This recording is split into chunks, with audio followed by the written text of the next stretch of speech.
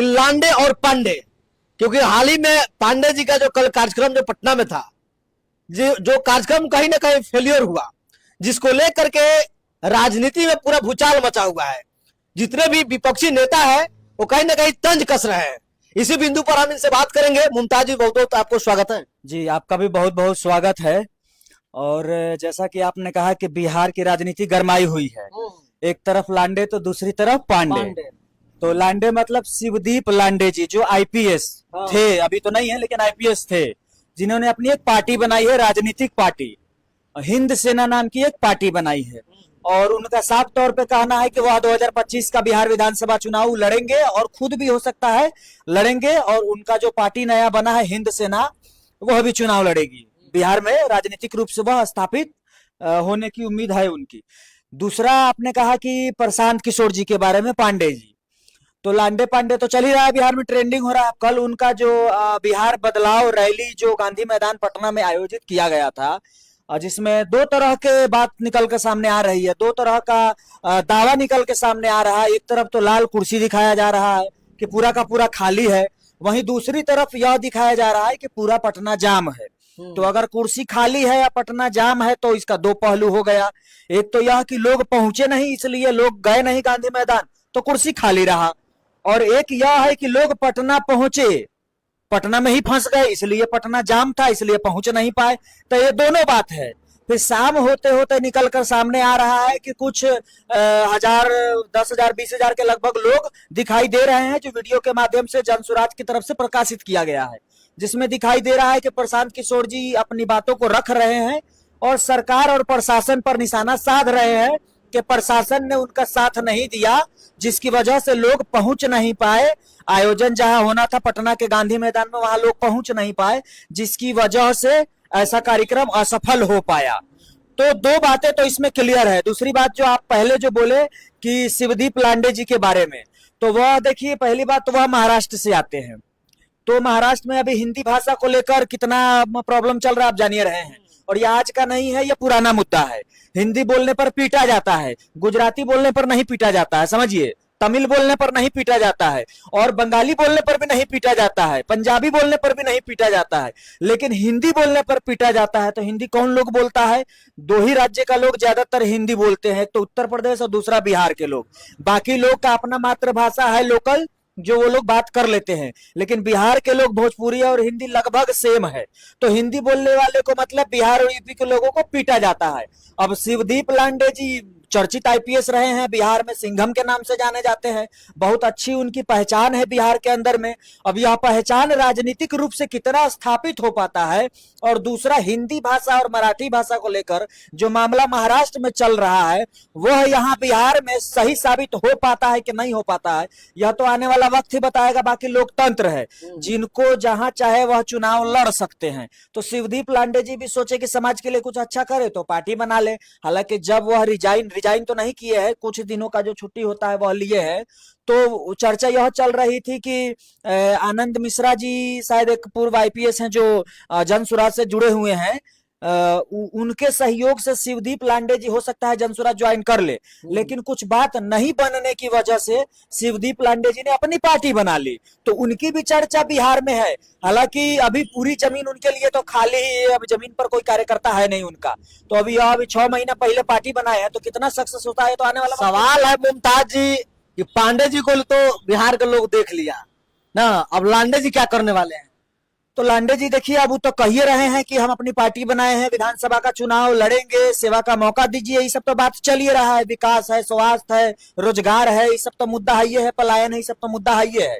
इसी मुद्दा को जितना भी दल, जितना भी पार्टी है वो घुमा रहा है पिछले 20 साल से, समझिए। उसी बीच शिवदीप लांडे जी का कोई बात नहीं बना होगा, जिसकी वजह से उन्होंने अपनी पार्टी बना ली। तो अब लांडे जी और पांडे जी का खेल तो ये 2024-25 का विधानसभा में जनता ही बताएगी। अब हम लोग तो क्या ही बता सकते हैं, जो समझ में आता है उतना हम लोग, जितनी क्षमता है समझने की राजनीतिक रूप से, उतना हम प्रयास करते हैं बताने का। बाकी प्रशांत किशोर जी का जो रैली था वो असफल रहा कि सफल रहा, ये नहीं कहा जा सकता है, समझिए। इसलिए नहीं कहा जा सकता है कि लोग पहुंचे नहीं, पटना जाम हो गया। कहीं ना कहीं प्रशासन का दोष रहा है कि जाम खाली नहीं हो पाया, या फिर प्रशासन को कोई लेना देना था नहीं, इस वजह से ऐसा हो गया। ऐसा इल्जाम प्रशांत किशोर जी लगा रहे हैं, हमारा कोई इल्जाम तो है नहीं। अच्छा, तो पता चलेगा। वो तो जनता क्लियर करेगी। अभी एक और मामला जो है लगातार अभी पूरे देश में कहीं ना कहीं राजनीति को मुंह मोड़ दिया है। मामला जैसे अभी हैदराबाद को लेकर के जो जंगल को लेकर तेलंगाना वाला जो मामला चल रहा है, जो कहीं ना कहीं चिड़िया को और पशुओं को घर बेघर किया जा रहा है, वहां के जंगलों को उजाड़ा जा रहा है, आग लगाया जा रहा है, वृक्षों को नष्ट किया जा रहा है। तो वृक्ष है, हम एक तरफ कहते हैं वृक्ष ही जो है जीवन है, और उसी वृक्ष को नष्ट किया जा रहा है। यानी वृक्ष को नष्ट करने का मतलब अपने आप को नष्ट करने का समान है। क्या कहेंगे आप? देखिए, सबसे पहली बात कि विकास करिए, डेवलपमेंट करिए, कोई नहीं रोक रहा है। सरकार डेवलपमेंट और विकास के नाम पर ही चुनकर आती है, यह बात एकदम सत्य है, सही है। लेकिन बेजुबान जानवर जिनके पास अपनी जुबान नहीं है, उनके पास कोई वोटर आई कार्ड नहीं है, वो वोट नहीं दे सकते हैं, इसलिए उसको नेता नहीं समझता है। नेता ही ऐसा है, अपने हमारे देश में हर अंग अंग में राजनीति बसा हुआ है, और जो भी काम होता है वह सब राजनीतिक रूप से ही होता है। और इसी राजनीतिक रूप का वो हिस्सा है जंगल।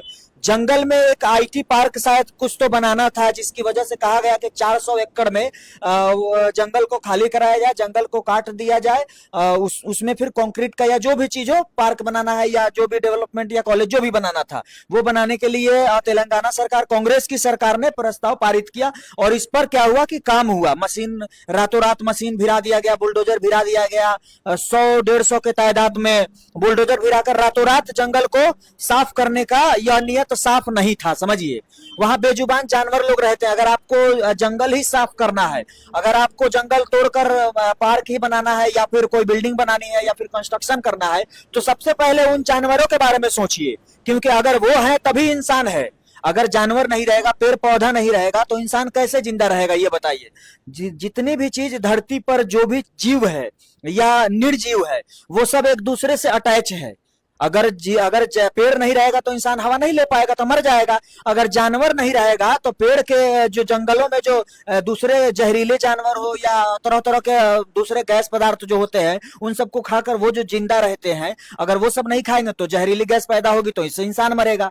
तो एक दूसरे के साथ अटैच है, तो सरकार को सोचनी चाहिए। ऐसा एक बार महाराष्ट्र में भी हुआ था कि पार्क को, जंगल को काटा जा रहा था, जबकि वहां के भी छात्रों ने आंदोलन किया तो वो रुका। इसी तरह से तेलंगाना में भी छात्र आंदोलन कर रहे हैं, और छात्र के मैं बिल्कुल समर्थन में हूं, क्योंकि जब भी कोई इस तरह का मामला होता है, सबसे पहले छात्र ही आगे आते हैं, नेता कोई आगे नहीं आता, क्योंकि सबको मलाई चाहिए, इसलिए कोई आगे नहीं आता है। तो जंगल काटना गलत है, और कई जगह यह देखा गया है, शहर में बाघ को घूमते हुए, हिरन को रोते हुए देखा गया है, शेर को घूमते हुए देखा गया, हाथी को लाइन लगा के भटकते हुए देखा गया है। तो यह सब गलत है। जहां अंबानी जी के जो लड़के हैं, अनंत अंबानी जी, वो पूरे देश से हाथी उठा उठा के ट्रक में लोड करवा कर अपना जामनगर पार्क में पहुंचा दे रहे हैं, तो उनको तेलंगाना का हाथी नहीं दिखाई दे रहा है? उनके बारे में भी सोचने की जरूरत है। उतने बड़े आदमी है, देश के अर्थव्यवस्था को संभालने वाले वो लोग हैं, तो उनको जब जानवरों से इतना प्यार है, तो इन पर आवाज उठाने की जरूरत है। अंबानी जी तो खुद ही एक आवाज करेंगे तो सरकार हिल जाएगी। तो लेकिन उनको भी कोई लेना देना नहीं है, क्योंकि उनका भी कहीं ना कहीं फायदा होगा।